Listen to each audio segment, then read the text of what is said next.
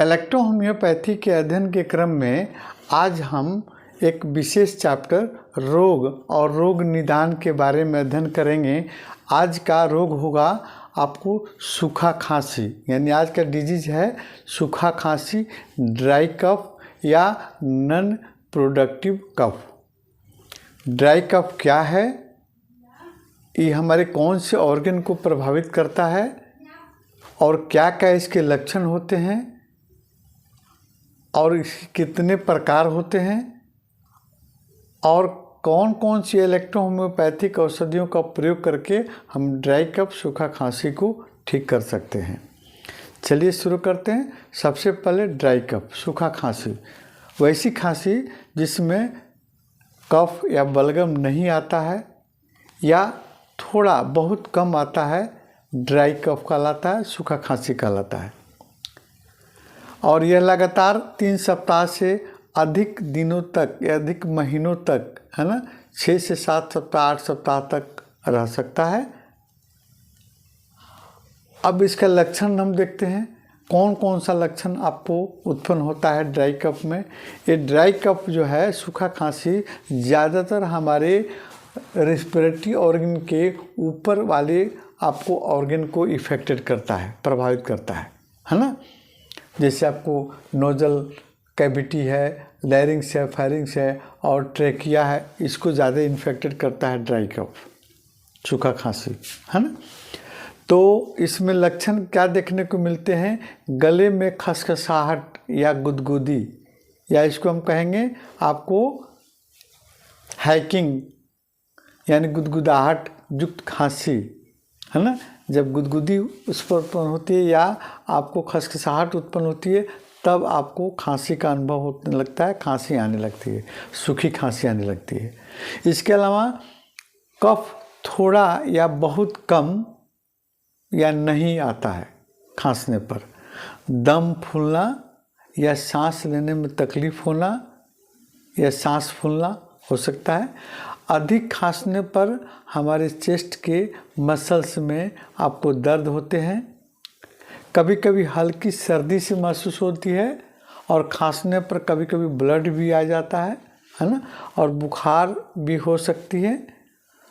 वज़न में कमी देखने को मिलता है, कभी कभी भूख भी कम लगने लगती है, आदमी सुस्त दिखने लगता है ड्राई कफ में सूखा खांसी होने पर। अब इसके प्रकार देखते हैं कौन कौन से प्रकार हैं।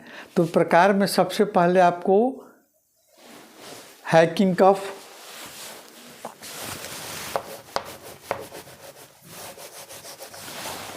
हैकिंग कफ क्या होता है, गुदगुदी वाली खांसी।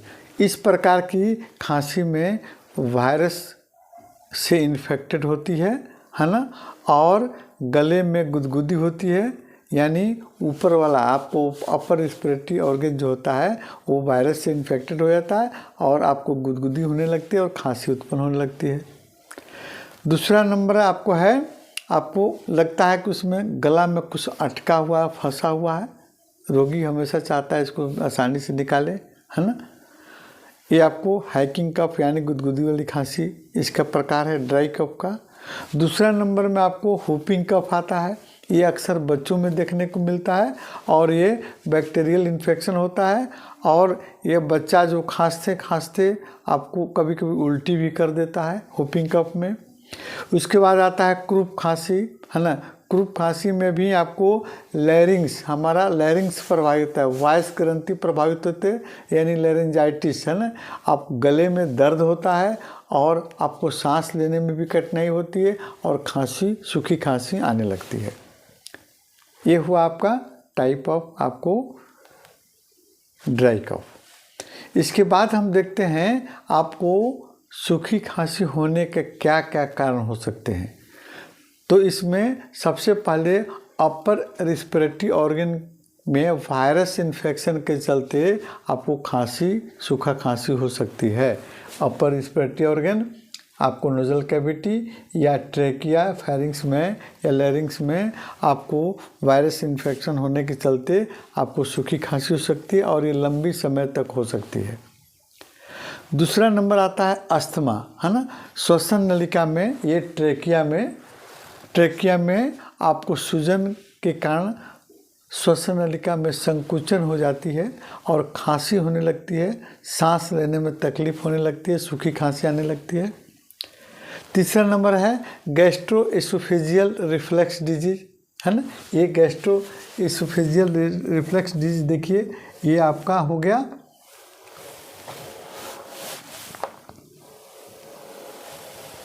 ये आपको स्टोमक हो गया, स्टोमक, आई हो गया इसोफेगस,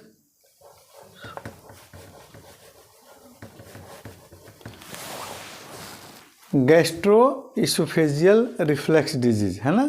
इसमें क्या होता है, स्टोमक से एसिड, है ना, ये स्टोमक हुआ, यहाँ से एसिड जो है या अन्य पदार्थ जो है भोजन नली में आ जाते हैं और फिर भोजन नली होता है क्या, आपको जस्ट आपको श्वसन नली के पीछे भोजन नली होता है और भोजन नली में एसिड का आपको आ जाना, रिफ्लेक्स यानी उल्टे आपको ऊपर चढ़ जाती है, तो उस परिस्थिति में भी सूखा खांसी आने लगती है। एलर्जी, है ना, वायुमंडल के एलर्जन, वैसे पदार्थ जो वायुमंडल में बिखरे रहते हैं जैसे धूल कण, धुआं, है ना, कुछ ऐसे केमिकल जो जिसके चलते आपको एलर्जी हो सकती है और सूखा खांसी हो सकता है, या किसी प्रकार का गंध है, स्मेल, है ना, और ये सब आकर आपको फिर हमारे शरीर से प्रतिक्रिया करते हैं और सूखी खांसी आने लगती है। उसके अलावा आपको स्वर यंत्र का, श्वसन तंत्र का संक्रमण, पूरा श्वसन तंत्र, रेस्पिरेटरी सिस्टम आपको संक्रमित अगर है ना, और उस व्यक्ति के आपको संपर्क में हम जाते हैं तो फिर आपको सूखी खांसी हो सकती है। धूम्रपान, है ना, आपको धुआं में पाए जाने वाले विषाक्त पदार्थ जब हम नाकों द्वारा, सांसों द्वारा लेते हैं तो फिर आपको यह वहाँ जाकर एक प्रक्रिया होती है और एक तरह का रिएक्शन होता है, फिर सूखी खांसी आने लगती है ना। कभी कभी जो है क्रोनिक लंग्स डिजीज, है ना, जैसे ट्यूबरकुलोसिस है या लंग्स कैंसर है, उसके चलते भी आपको सूखी खांसी आ सकती है। महिलाओं में पुरुषों की अपेक्षा ज़्यादा आपको सूखी खांसी प्रभावित करती है। अब हम देखते हैं कि इस सूखी खांसी का इलाज हम आपको इलेक्ट्रो होम्योपैथिक औषधि से कैसे करेंगे। देखिए, सबसे पहले हम देखते हैं कि इलेक्ट्रो होम्योपैथी में आपको मैटी साहब ने 5 इलेक्ट्रो होम्योपैथिक औषधियों का निर्माण किया था, है ना।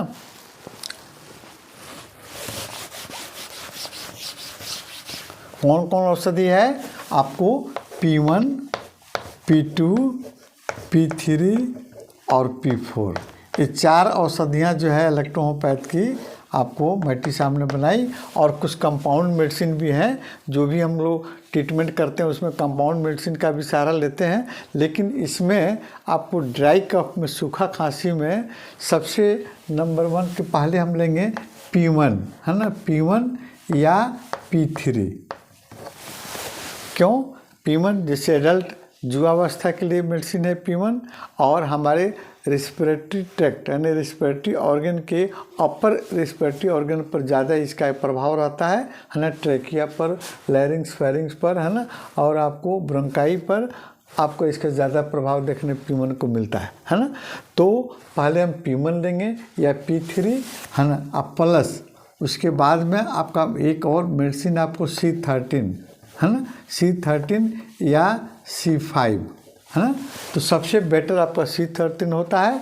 और उसके बाद में ये 2 मेडिसिन है, और दोनों मेडिसिन को हम ड्राई पिल्स में या आपको फर्स्ट डाइल्यूशन, है ना, फर्स्ट डाइल्यूशन में इसको देंगे, है ना, या ड्राई पिल्स में भी देकर इसको ठीक कर सकते हैं। कफ ढीला होगा और कफ आसानी से आने लगेगा।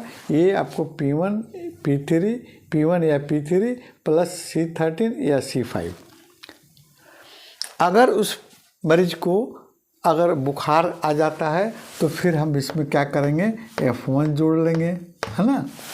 अगर वो आपको किसी वायरस बैक्टीरिया से इन्फेक्टेड है ना, तो फिर वहाँ पर हम भर ग्रुप की औषधि भर 1 या भर 2 ले सकते हैं। और अगर उस पेशेंट को कफ में ब्लड आ रहा है, खांसी में ब्लड आ रहा है, तो वहाँ हम ए ग्रुप की A1 को या A3 को आप 10th डाइल्यूशन में आप लेंगे और साथ में आप बी को जोड़ेंगे। ये आपका हुआ इलेक्ट्रोपैथ में सूखी खांसी का इलाज, है ना।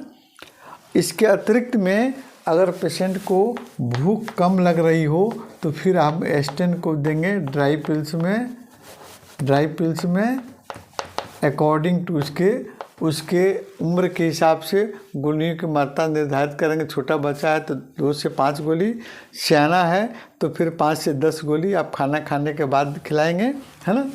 अगर उस पेशेंट को अगर कंस्टिपेशन रहता हो तो फिर आप एसलास को देंगे। एसलास को आप 10-20 पिल्स को आप नाइट में आप वार्म वाटर से के साथ में गर्म पानी के साथ में आप दीजिएगा, आपको शीघ्र लाभ होगा। एक्सटर्नल बाह्य रूप में आप P1 + C5 को आप प्लस ब्लू इलेक्ट्रिसिटी, है ना, बी को आप D4 में ऑइंटमेंट बनाकर या कंप्रेस लेकर गले पर या चेस्ट रीजन पर लगाएंगे, आपका खांसी ठीक होगा।